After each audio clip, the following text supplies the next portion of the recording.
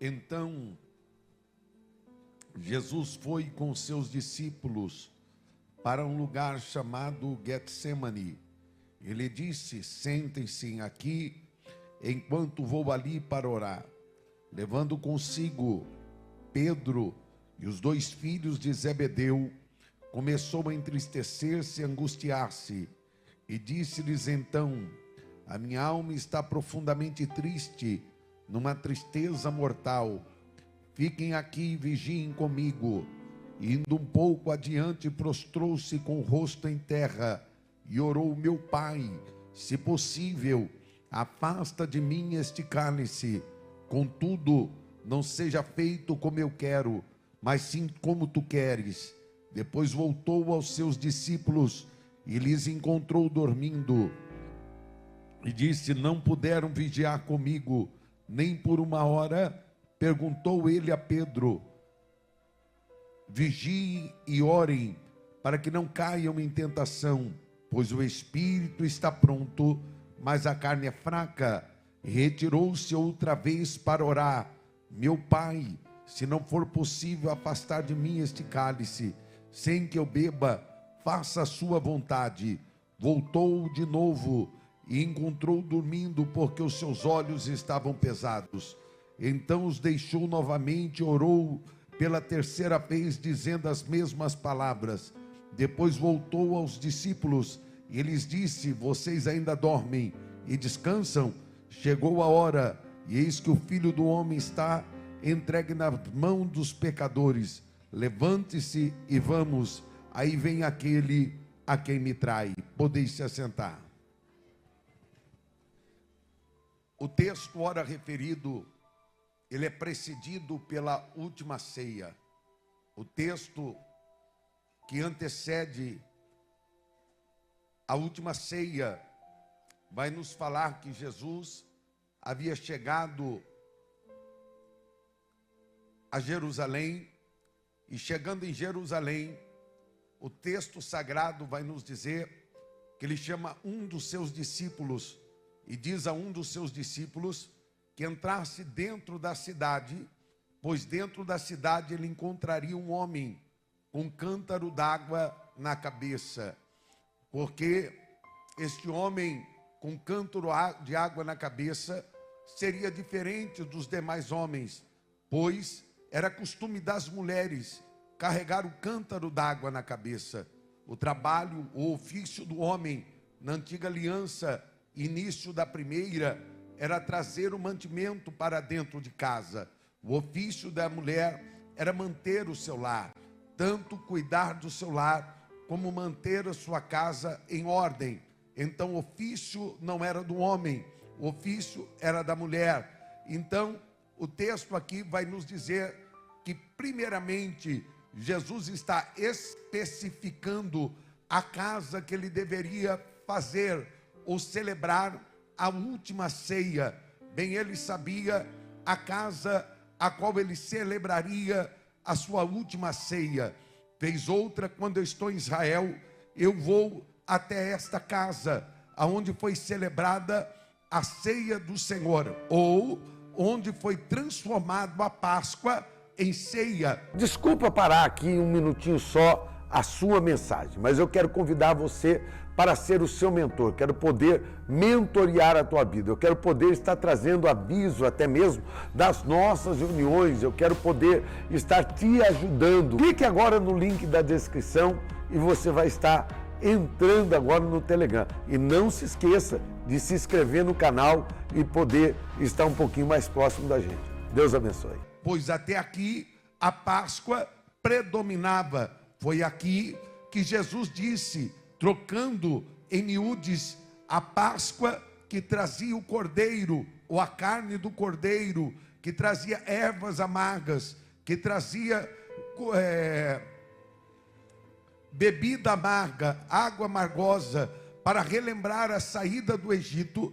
Aqui Jesus vai transformar na ceia do Senhor, dizendo: este é o meu corpo. Pegando um pedaço de pão, ele diz: esta é a ceia do Senhor, este é o meu corpo que é partido por vós. Da mesma maneira, ele toma o cálice e disse: este é o cálice da nova e da eterna aliança.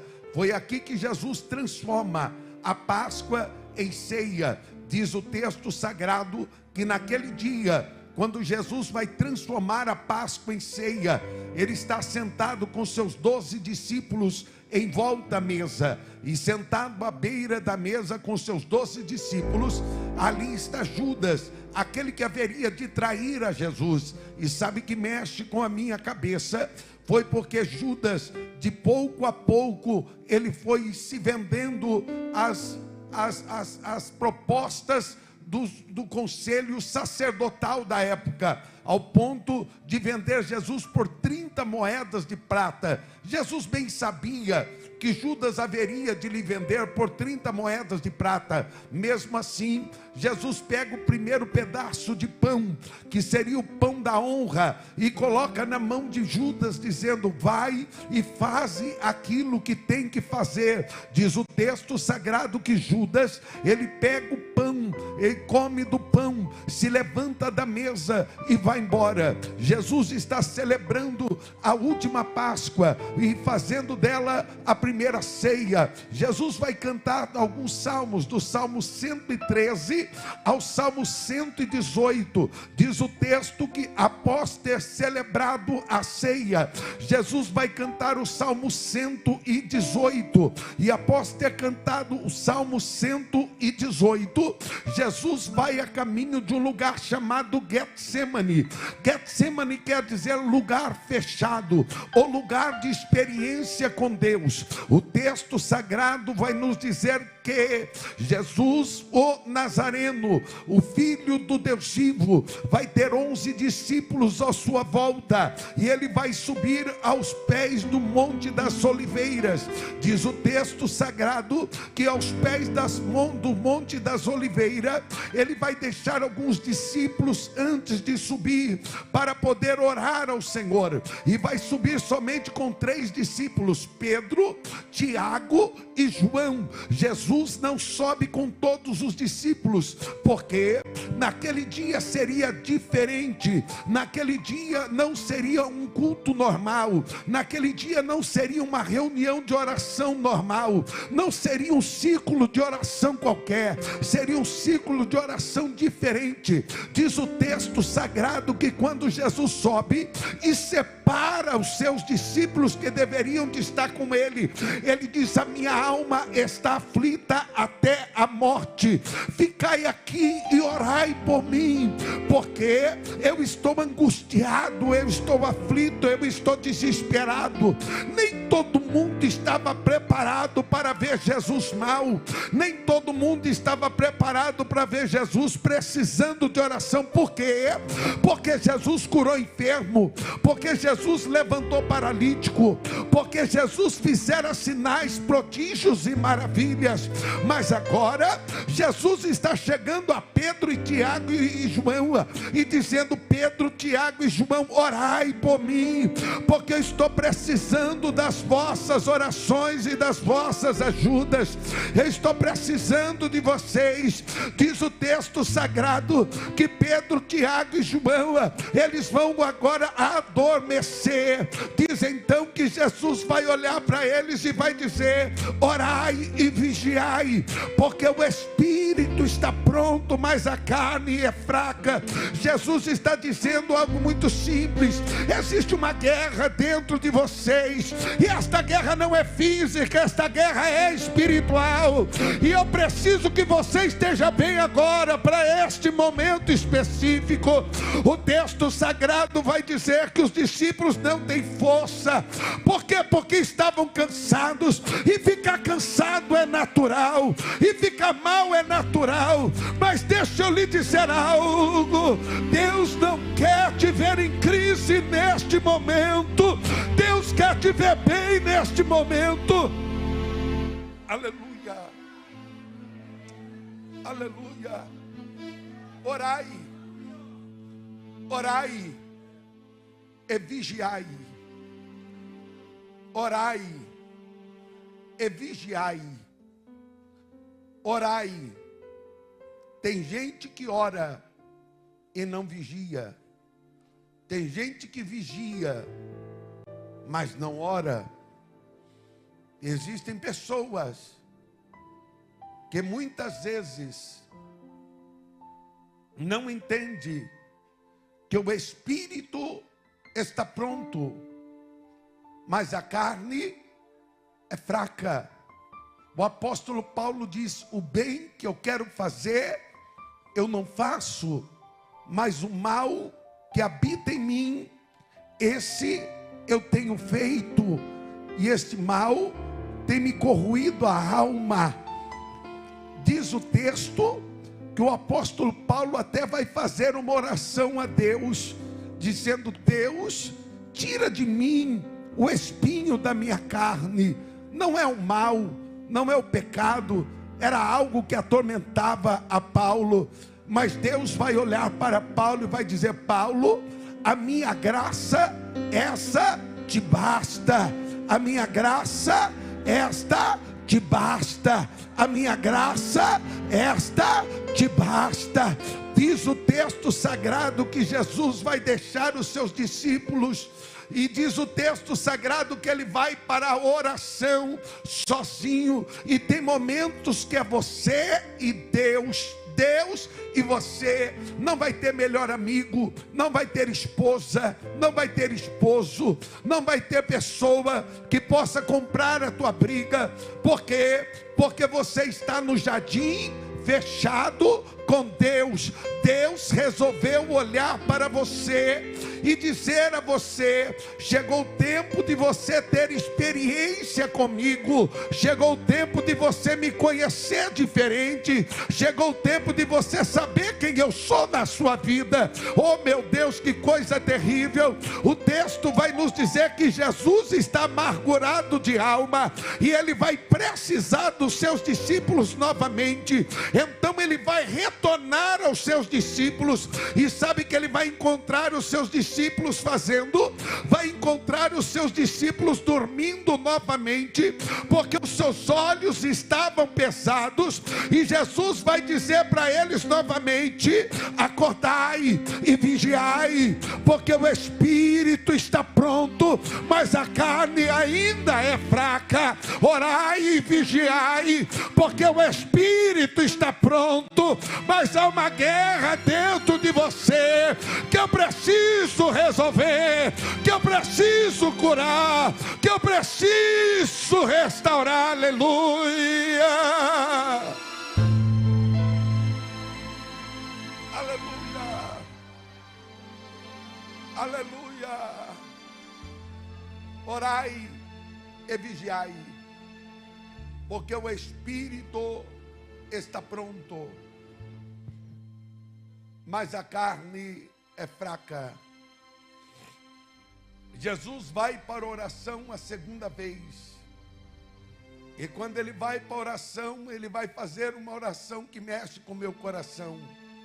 Pai, passa de mim este cálice, mas não seja feita a minha vontade, porque a vontade do homem é enganosa. Muitas vezes o que você quer não está consonante à vontade de Deus. A vontade de Deus, ela é boa, ela é perfeita e ela é agradável. E muitas vezes estamos querendo aquilo que Deus não quer. E Deus estava dizendo a Jesus de Nazaré: Jesus, ainda que você tenha que sofrer, no teu sofrimento meu nome será glorificado. Tem um hino da Lauriette que diz: ainda que para te servir, Jesus, eu tenha que chorar, te servirei porque comigo tu estás. Sofrer contigo é bem melhor do que errar.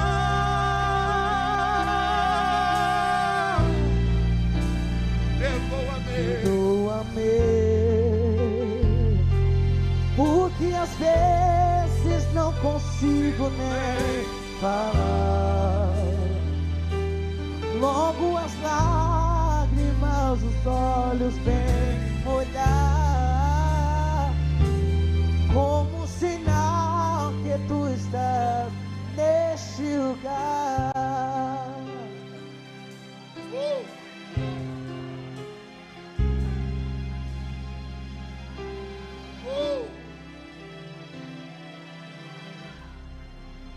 Vira para o teu irmão e diga: bebe deste cálice.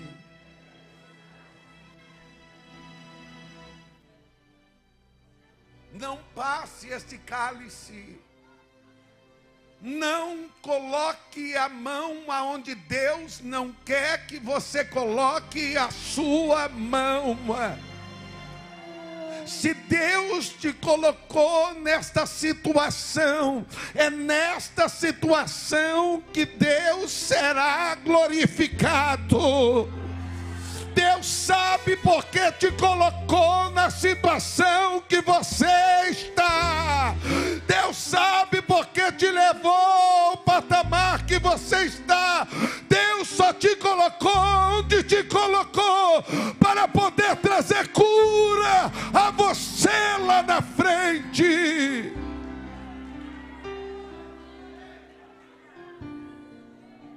Passa de mim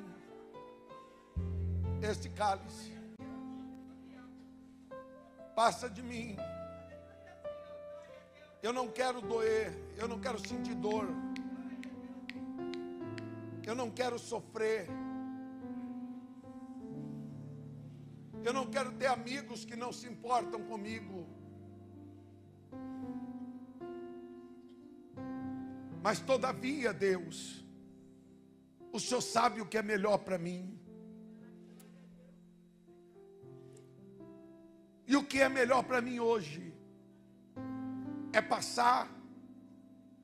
Então me dá estrutura. Vira para alguém que está do teu lado e diga para ele: tem momentos que não é para passar, é ter estrutura.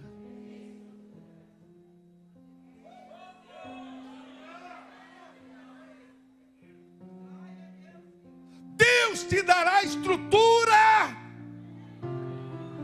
para passar pelo processo que só você tem que passar.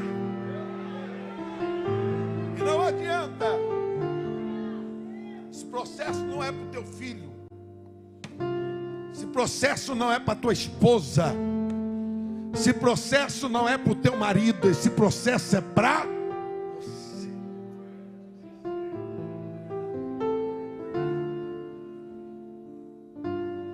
Getsemane quer dizer lugar de prensar. Vira para o teu irmão e diga: Deus está te prensando. E como dói ser prensado.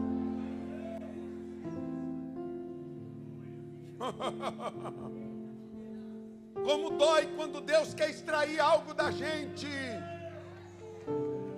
Mas deixa eu liberar algo na sua vida muito sério. Você vai sair melhor do que entrou nesse Getsemane.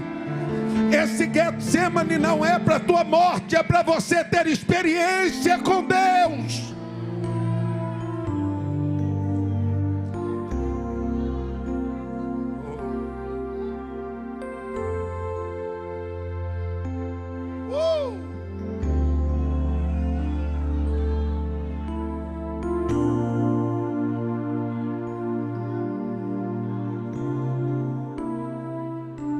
Jesus volta. Encontra eles dormindo de novo. Basta. Chegou a hora.